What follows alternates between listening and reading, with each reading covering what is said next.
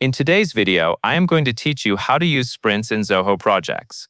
To begin, open Zoho Sprints and go to the Getting Started area in your workspace.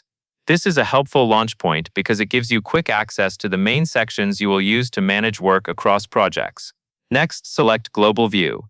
Global View is designed to help you look beyond a single project, so you can switch perspectives and track activity across your workspace from one place. Once you are in Global View, click on My View.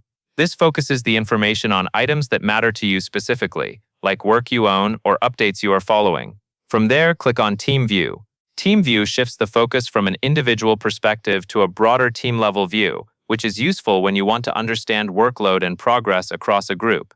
After that, click on Custom View. Custom View is where you can organize what you see based on the way you prefer to monitor work, depending on what your team needs to report on or prioritize.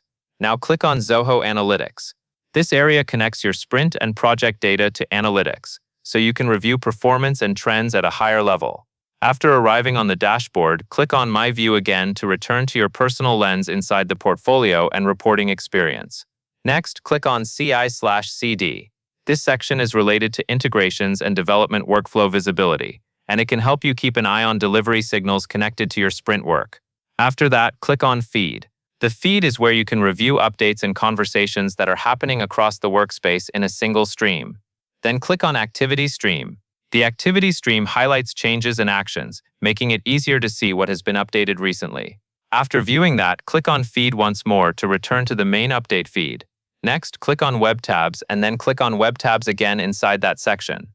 Web Tabs is where you can access linked resources or embedded pages your workspace provides, so you can reference key tools without leaving Zoho Sprints.